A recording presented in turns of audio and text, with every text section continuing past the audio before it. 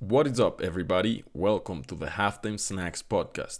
This show features short interviews that you can listen during the halftime of your favorite sports events. Every Tuesday, I host fun conversations with talented people in the sports industry where we'll learn from their stories, knowledge, and experiences. So go grab your favorite snack and come snack with us. Are you ready? Let's go!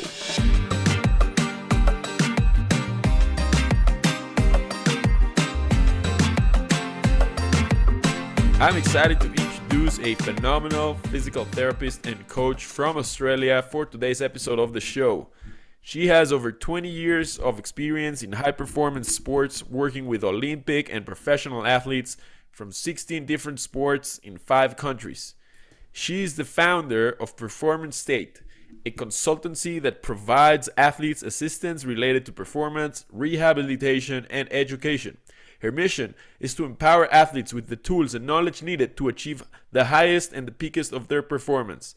So it's a pleasure to introduce to the show Dr. Joe Brown. Joe, welcome to the Halftime Snacks. How are you? I am amazing. Thanks so much for having me. No, it's an absolute pleasure. I mean, you have your own show, but of course, it's different when you jump on different people's shows. So I'm so glad that you're here with us today. And the way we start halftime snacks is through a fun icebreaker. To get you to speak a little bit, to get you to feel comfortable with the audience and with me. Okay. The one I prepared for you is the following. Okay, if you could only do one exercise type, say swimming, running, strength training, etc., for the rest of your life, which one would you choose and why? So I do strength training. That's a bit of a no-brainer for me. Obviously, you can modify workouts and get so much out of strength training. You can change the way you do strength training so you can elevate your heart rate and still get a cardiovascular effect as well as having that strength effect. And there's so much research like in terms of supporting strength exercise in terms of health going into older age as well. So, I want to be young and fit for as long as I can be. So strength training for me personally and for everyone out there as well is so much evidence to support it. Is that your favorite type of training, or you have like another different type of like exercise that you're like, oh, that's my type? Well, I love a challenge. So I came from a swimming background, but I've always loved to run. So these days, because I travel so much, running is great because I can be anywhere in the world and put on a pair of running shoes. But I like to balance that with strength training all the time. So given the opportunity in any given week, I'd have a balance of running and strength training. But when I travel, running is my go-to.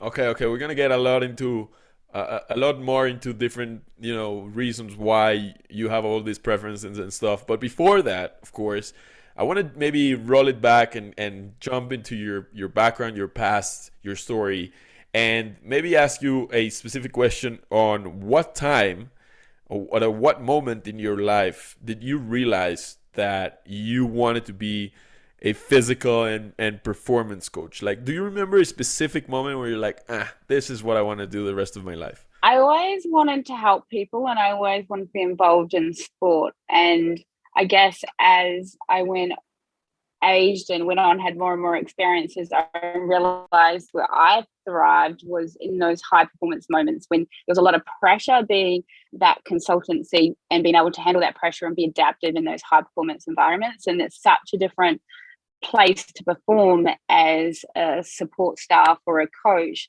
as it is to a less high quality performance environment. So I love those high performance environments and it's where I thrive.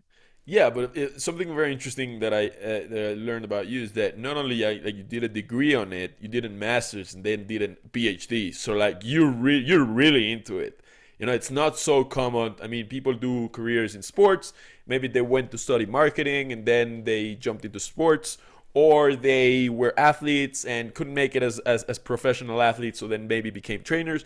So like your background is very, very solid in terms of education on sports. Do you find that like unique? Do you find that like that was like just natural for you? That was like you following like your passion, or was that something that throughout time you start to realize like, oh, you're more interested in this, and then you start going deeper and deeper, and like it was driven more by like curiosity? I think it was driven by this want to just be the best at I could be and make the biggest difference. So that's kind of my motto, is go where you can make the biggest difference. And that's what's probably, taken me to different countries and different sports, is really to have that impact in the biggest possible way. And so what I learned is the more skills I had and the more, kind of tools in terms of my knowledge and skill set in my basket, the more I could offer. So I can do things like massage therapy, I can write their performance coaching, gym programs, I can do acupuncture, I could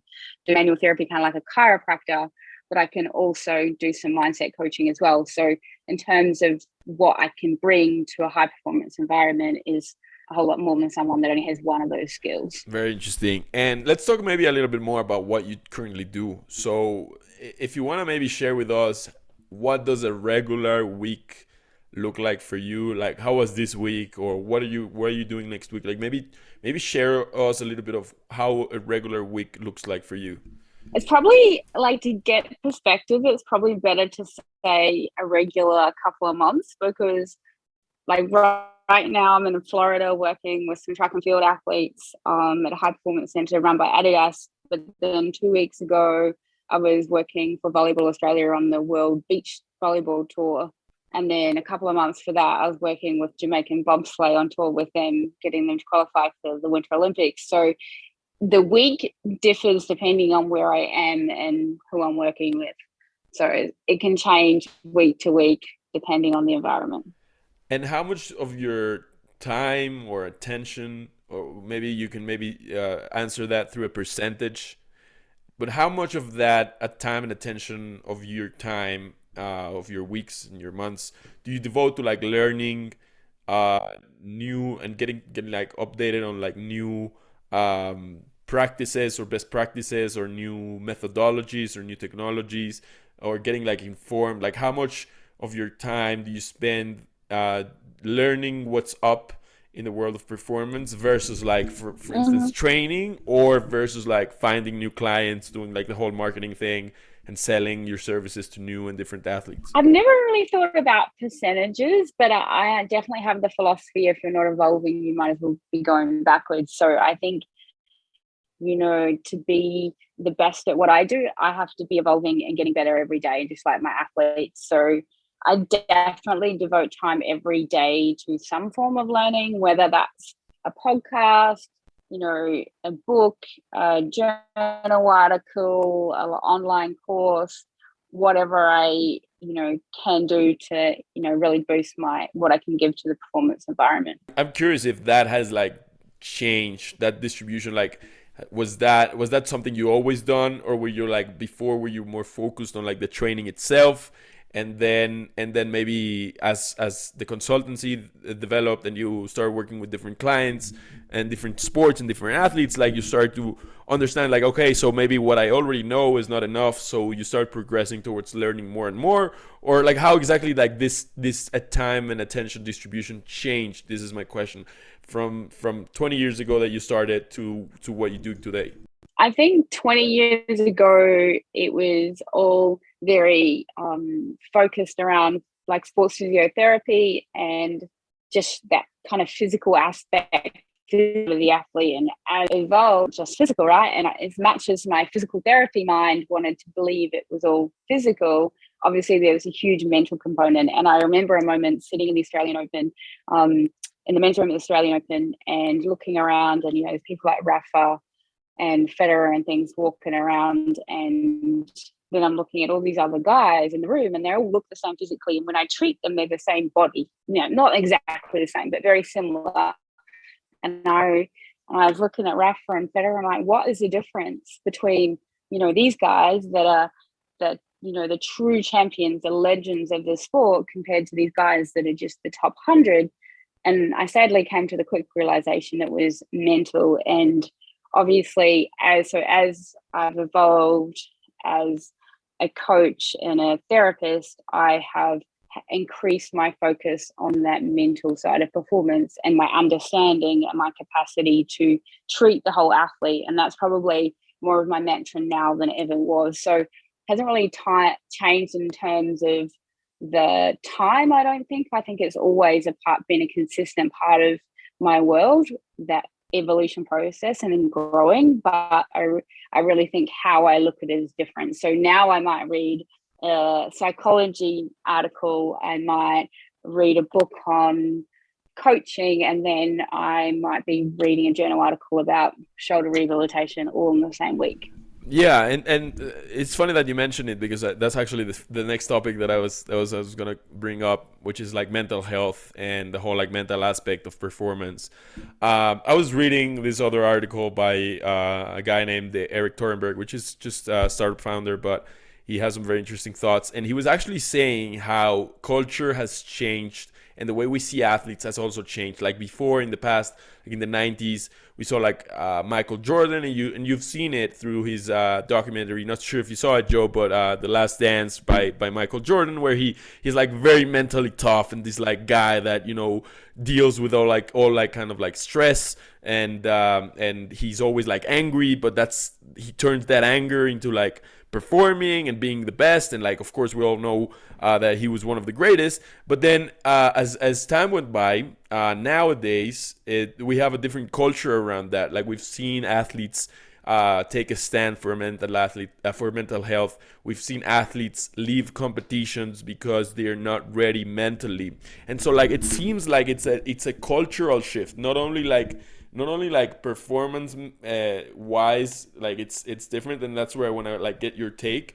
Is that in terms of like what we see and what we think of mental, and what impact it has in performance, like it's different. So I wonder if like how exactly did you see that change, where you were always like at the beginning, like you saw how like athletes were struggling with this, but there was like not really a serious understanding of what was going on, and as like time developed and more science and more research came about, you start seeing like, oh, now it makes sense. Or like, what's your personal experience with like the whole mental side of performance, and how that has influenced your career personally, Joe? Like what I've seen over the years is you don't necessarily need to be mentally tough, but you need to know who you are and have absolute clarity of who you are and what you want. And like my experience with like the true high performers, the world champions of this world, is that they have absolute clarity of their why. So they know why they get out of bed in the morning. They know why they train so hard. They know what it is that drives them, whereas the athletes don't seem to quite make it are the ones that don't have that clarity. But there's so much more now. The space has evolved for people to, if they are struggling, that's okay.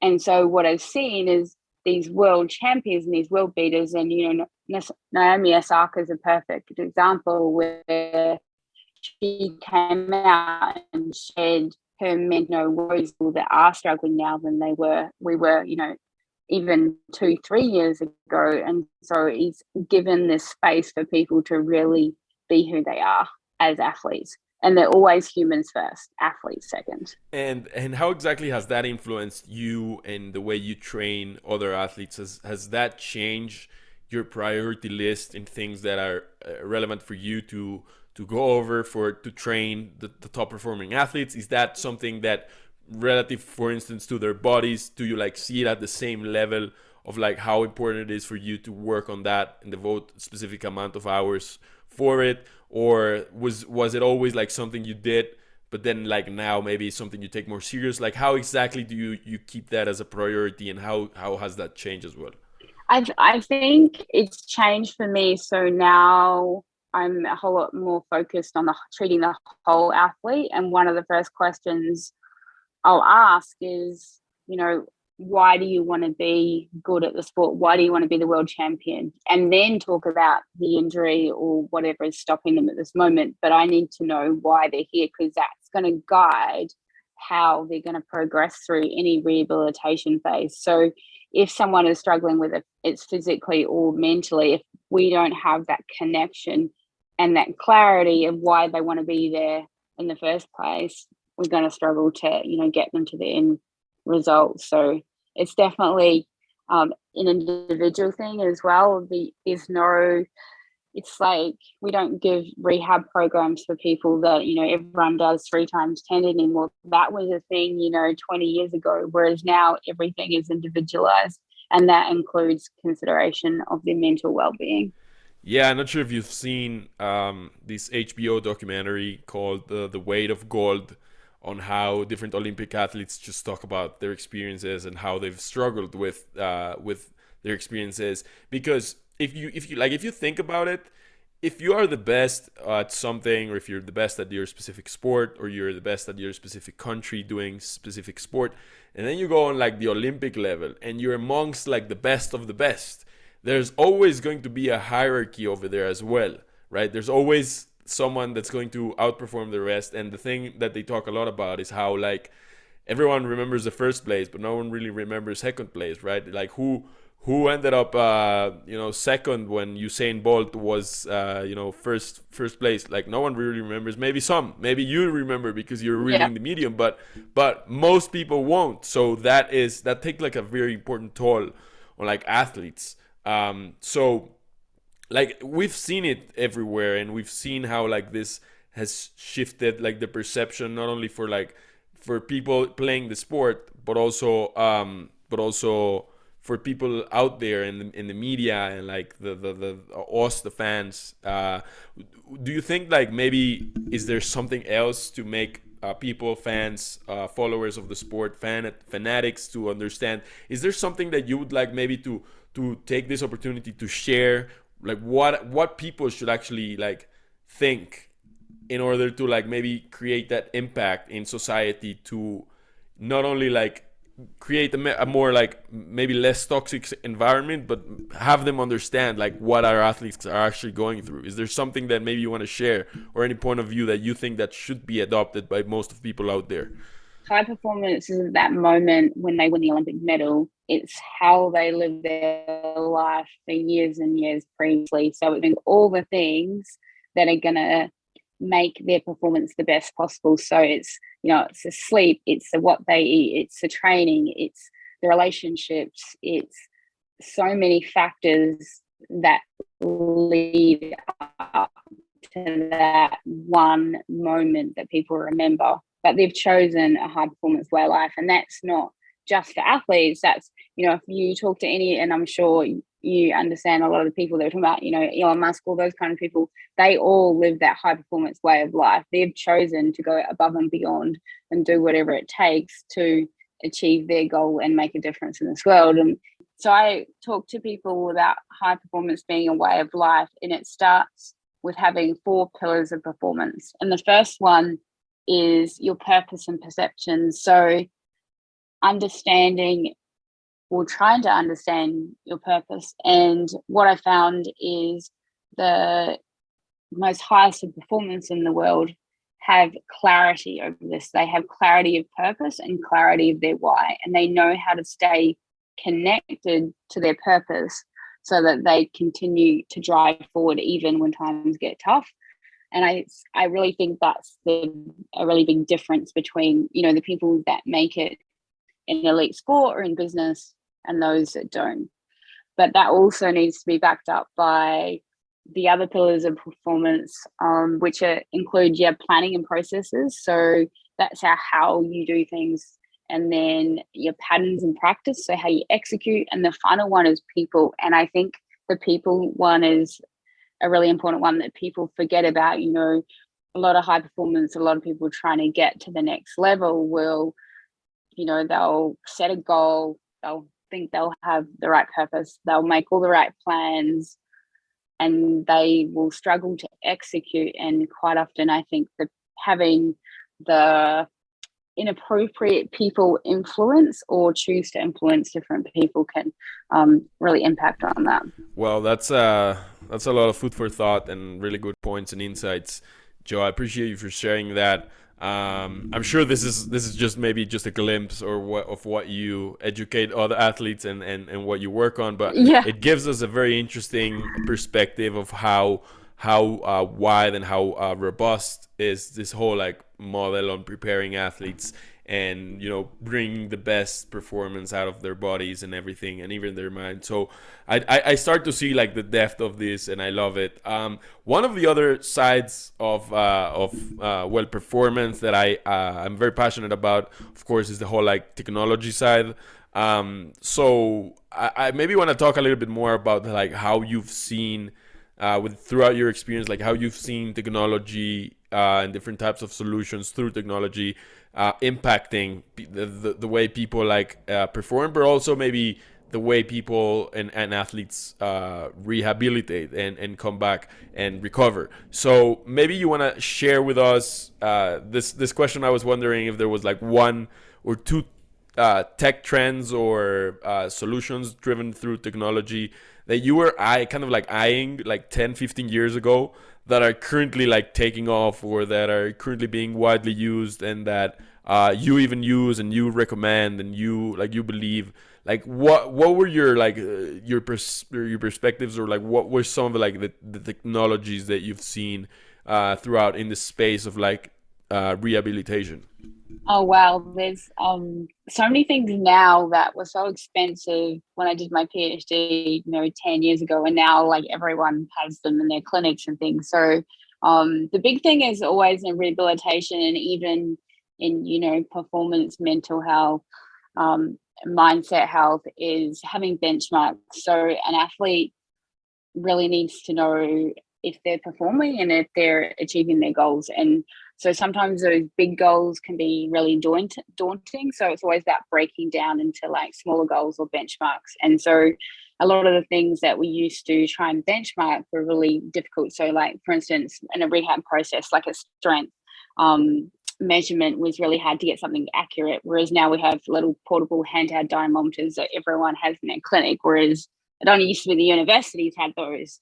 And the other thing is accelerometers were, when I worked with Swimming Australia, were just coming into these waterproof accelerometers so we could basically measure the speed of the arm in the water and relate that to shoulder injury, all those kind of things. And now that's just, every coach has and every physio clinic has those. And I think the other side of it is all the apps and things we have on our mobile phones that, metronomes we use quite a lot. So for timing of exercises, even just the goniometer measuring angles of someone's joint movement, we can all have those on our phones. We can do videos and measure, joint movements on a video. And then the other thing that I really love, which athletes and embracing, everyone's doing it now, is obviously the good quality measurements of like sleep.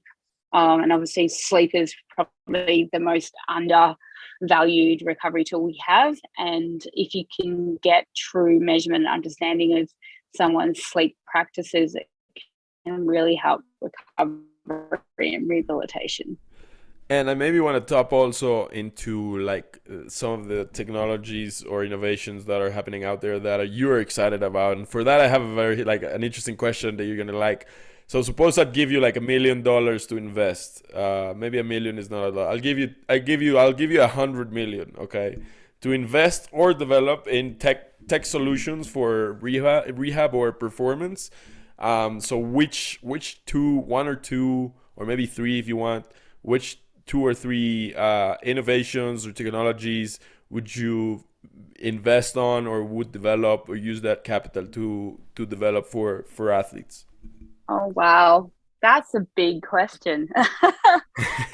um, so I travel a lot and I travel a lot with athletes, and it's about being mobile with good quality equipment. So to be one thing is being able to measure things when you're away. So there's so many different things that are now coming out on the market, different types of accelerometers and things like that. So for instance, when I work with tennis, an accelerometer to measure the speed of the arm and all those kind of things in serving can be a valuable tool in a rehab process to see, how close they are to their normal. So that's but they're still quite expensive and not available. I would like I would have no idea how you could do this, but I feel some kind of portable device or setup where you could do like 3D motion analysis remotely. So like I could have a little kit that I could just set up on a tennis court or a track and have that there. not from a video perspective, but from like a tracking analysis point of view. Oh, so many things. And then like the recovery side of things is really important when you're traveling and you're in that performance mode, that true high performance mode. And so many of the recovery tools are still really big and bulky and difficult to travel with. So yeah, if we could somehow change the way that the technology is working around. And I think it's going to come more as science develops and understands recovery more. So, we went from everyone having ice baths to contrast baths to, Normatec boots, all those kind of things. So it'll be interesting to see where the recovery space goes in the next few years, I think. Yeah, and what's exciting about technology is really how that is here to erase and eliminate scarcity on making things, cheaper, smaller, more intimate, more personal, easier to move, to carry, to take, as you mentioning. I think that these are very very valuable insights that people out there or people looking for even like ideas or are in the medium or know about technology can like pick up because you have like firsthand experience and like at the highest like levels of performance. So like you were basically saying like those are the gaps in what things that I need and I need for athletes in the whole like performance and recovery space. So it could really open up the doors for different types of innovations and stuff. But I am sure that if not, in the next couple of years, I'm sure in the next decade, there's gonna be some of those things because you've seen it. Like it's kind of like exploding at a very exponential rate, and like technology is really here in sports at least. Like there's much more investments and there's much more interest from large capital and big investors to bring in and develop athletes because they do see like the potential there, as a business, but also as a way to like really develop the industry and develop the athletes and make more discoveries like the things that you're mentioning around recovery and of course around mental health and everything that are essentially not only gonna change the life of athletes, but are also going to change the life of regular people out there. Because I do say that sports is just a mirror of society, and whatever sports uses, eventually everyone's going to be using it one way or another. But anyways, that's a different discussion, Joe. What is your plan? What are you currently working on? Of course, it's very exciting, and you have this like very dynamic life where you out of a sudden like you're in Australia, but then like now you're in the States working with different athletes, and maybe next month you're gonna be in a different country working with different athletes and different teams. Is that like the lifestyle? Is that like your plan? Is that what you want to do, or you're looking for a specific type of clients now, or like what is your perspective of like on like the next 1, 3, 5, and 10 years on what you want to be doing and what you want to be achieving? Yeah, great question, and thanks for asking it. Yeah, right now my life is quite mobile and dynamic, and like I mentioned earlier, different teams, different sports. But I really, probably the next opportunity I'm looking for would probably be in a professional team environment, maybe settle down for a little bit, contract. I've always had this want to work with the NBA. So at the moment in the States, I'm trying to connect with people working in that environment and the NBA environment, and open to opportunity there. But there's so much amazing sport in the US, and the great thing is there's a funding to make some of that magic happen. So unfortunately, a lot of the things that make performance happen aren't for free, and do need support and services, like we're talking about some of those technologies and things. And it's really difficult when you're competing against clubs or countries that do have those different supports, and if you don't have them. And I've been lucky enough to work with the Jamaican track and field team and their bobsleigh team, and talking about lack of resources, but still making it happen. But I always when I'm working with them, going, wow, if they had the resources of some of these other Right. nations, what could they really Right. achieve?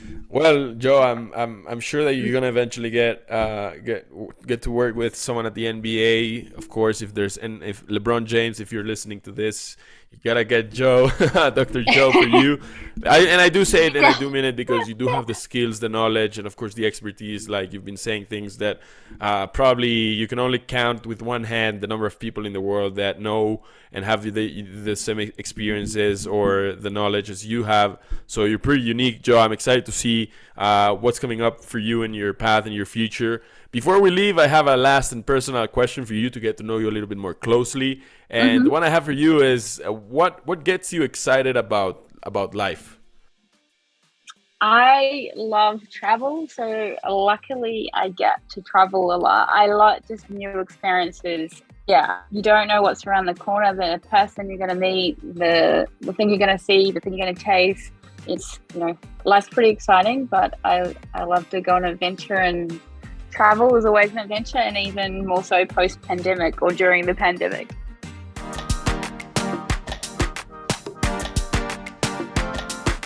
Thank you very much for tuning in. If you enjoyed this episode, hit the subscribe button and leave a review on Apple Podcasts. If you enjoy learning about the business and technology behind sports, make sure you subscribe to the Sports Tech Biz newsletter. I'll leave the link in the show notes. See you all next week. Bye bye.